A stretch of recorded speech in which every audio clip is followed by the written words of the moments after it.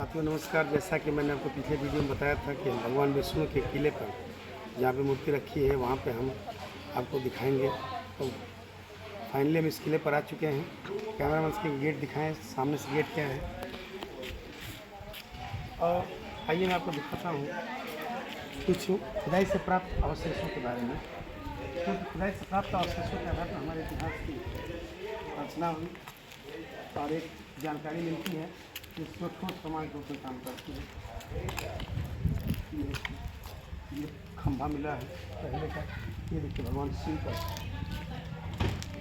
शिव का जो है शिवलिंग खुदाई से प्राप्त सब रखे हुए हैं पहले के। आगे मैं आपको दिखाता हूँ। इधर बहुत से ऐसी मूर्तियाँ हैं जो अभी आपको देखने को मिलेंगी। 8 दिन वहाँ पूजन करने के पश्चात यहाँ पे मूर्ति आई। इस मूर्ति के निकलने की जो बात थी, यहाँ एक प्रसिद्ध संत मौनी बाबा थे जिनका निवास स्थान रेंगा था। उन्होंने प्रसिद्ध पुरुष होने के नाते उन्होंने भविष्यवाणी किया था कि कुछ ही समय पश्चात भगवान यहाँ प्रकट होंगे। अब भगवान वहीं पर जो आपने खेत दिखाया था, जैसा कि हम यहाँ से दिखा देंगे आप लोगों को फिर से, वो खेत जहाँ से भगवान की मूर्ति प्राप्त हुई थी हल्का हल्का दिखाई दे रहा है। मंदिर के पीछे जो खेत है यहीं से दिखा दीजिए।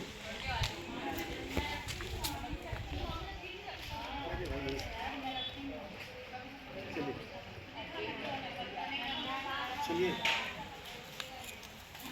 वहाँ से ला करके यहाँ पे मूर्ति को स्थापित किया गया। आज मैं 16 अवतार वाले भगवान विष्णु की मूर्ति को अब मैं दिखाऊंगा। उससे पहले मैं उससे पे मौनी बाबा को दिखाना चाहूँगा। उन्होंने इस मूर्ति के उत्पन्न होने की भविष्यवाणी किया था और उन्होंने यहाँ से भविष्य अंतिम समय में चले गए बिहार में। अब बिहार में जाने के बाद रोहतास जिले में जाकर के शरीर छोड़ा। तो हम आपको दिखाते हैं मौनी बाबा का वो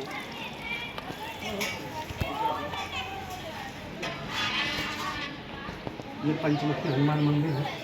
इसमें पंचमुखी हनुमान जी विद्यमान किए गए। बाद में बगल में माँ दुर्गा भी हैं जिनको आप देख सकते हैं। बाद में लोगों द्वारा स्थापित कराया गया है मूर्ति। जय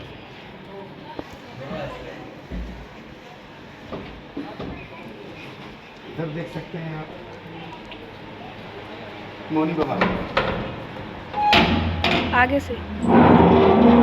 यही वो प्रसिद्ध संत है, यही वो प्रसिद्ध संत है जिन्होंने इस मूर्ति के प्रकट होने के और निकलने की घोषणा किया था, भविष्यवाणी की थी। और देखिए उस समय की मूर्तियाँ जो निकली हुई यहाँ पर देखिए भगवान विष्णु की मूर्ति देखिए, अति प्राचीन मूर्ति, दुर्लभ मूर्ति है जिसको आप देख सकते हैं। और इधर देखिए, इधर भी है भगवान की मूर्ति, अति प्राचीन और दुर्लभ मूर्ति है। अब मौनी बाबा का जो रियल फोटो ये है, आपको साफ दिखाई नहीं दे रहा होगा, लेकिन कहना चाहिए कि इस मूर्ति को जो जमीन से निकली इसको बेहतर तरीके से दिखाएं। जो हमारी भारतीय सभ्यता की धरोहर है यहाँ पे भी है ये मूर्ति जो निकली हुई है। दोनों मूर्तियाँ मौनी बाबा किनारे पर लगी। मौनी बाबा हैं जिन्होंने अंतिम समय बिहार के रोहतास जिले में जा करके अपने शरीर को छोड़ा और समाधि ली हुई थी। इन्होंने भविष्यवाणी किया था कि अभी भगवान को जो प्रकट होने वाले हैं वही मूर्ति निकली और उसका यह कि भंडारा हुआ, पूजन पाठ हुआ बढ़िया से। इसके बाद मूर्ति की स्थापना की गई। आइए मैं उस मूर्ति को, भगवान विष्णु की 16 अवतार वाली मूर्ति को हम दिखाते हैं।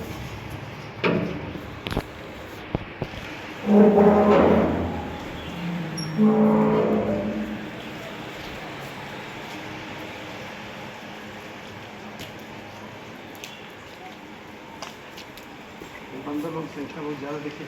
कुछ और मूर्तियाँ देख सकते हैं आप। यहाँ पे गणेश भगवान का चूहे की मूर्ति है और ये जो है हाथी है। ये गणेश भगवान का मूषकराज जी हैं। ये कुछ और भी हैं जो टूटा हुआ है, खंडित है। आगे में दिखाना चाहूँगा भगवान विष्णु की महाराज स्थान महाराज जी यहाँ के पुजारी हैं और इनकी देख रेख में जब से इन्होंने यहाँ पे अपना कार्यभार संभाला है तब से तमाम निर्माण कार्य लोगों के सहयोग से अपना करा रहे हैं। महाराज जी बगल में किस चीज़ का निर्माण हो रहा है? भगवान का भंडारगृह। अच्छा, भगवान के भंडारगृह, बगल भगवान का भंडारगृह का निर्माण कराए हैं, बगल में भंडार कक्ष का निर्माण करवाए हैं।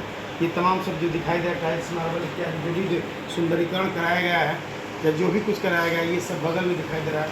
इसका स्वरूप दूसरा कुछ हुआ करता था, लेकिन जब से महाराज जी ने यहाँ पे अपना कार्यभार ग्रहण किया है, उन्होंने लगातार इस निरंतर इसकी प्रगति के लिए, इसके सुंदरीकरण के लिए कार्यरत हैं।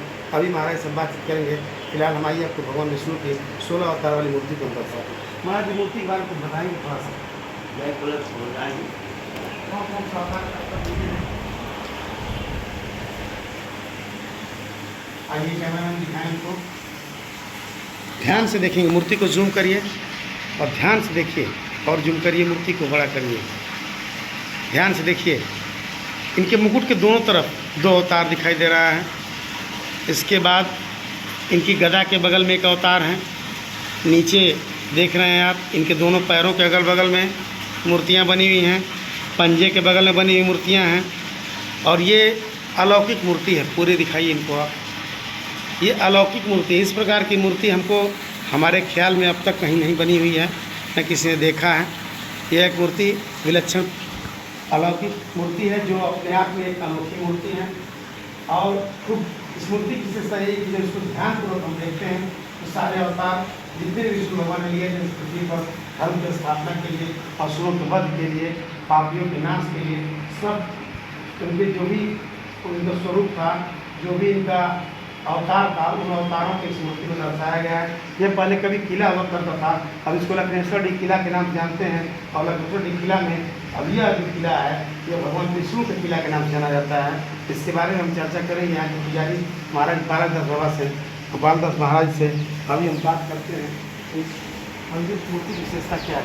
महाराज जी, महाराज जी कब से यहाँ आपका आगमन हुआ है? कितना समय हो गया आपको? हमारा तो जन्म अच्छा हो गया। 9 वर्ष कराई तबे 9 वर्ष बाल ब्रह्मचारी संत हैं। आपके गुरु महाराज जी मौनी बाबा थे? हमने के गुरु ब्रह्मचारी को बात ब्रह्मचारी हुआ वहाँ के दादा गुरु हैं। अच्छा अच्छा, अभी समय नहीं है ना सब नहीं जी। गुरु लोग वो लोग बात हो गए। अच्छा अच्छा, मौनी बाबा भगवान के भविष्यवाणी बोले थे, जी जी।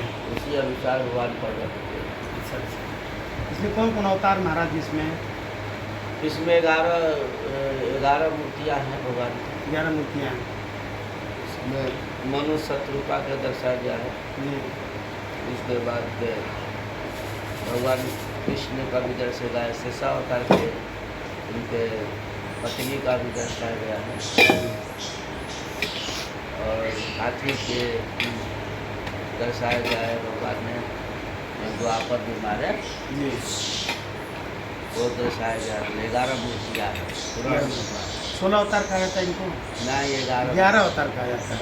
क्षमा चाहेंगे, मैंने 16 अवतार बार बार बोल रहा था, मुझे जानकारी कंप्लीट नहीं थी, इसके लिए क्षमा चाहूँगा। इन्हें 11 अवतार बोला जाता है। 11 अवतार की मूर्तियाँ हैं। और बाबा जी जैसा कि बताया महाराज जी ने। और इस मूर्ति की विशेषता क्या है? ये दिव्य स्वरूप में भूमि से प्रकट हुए हैं जी।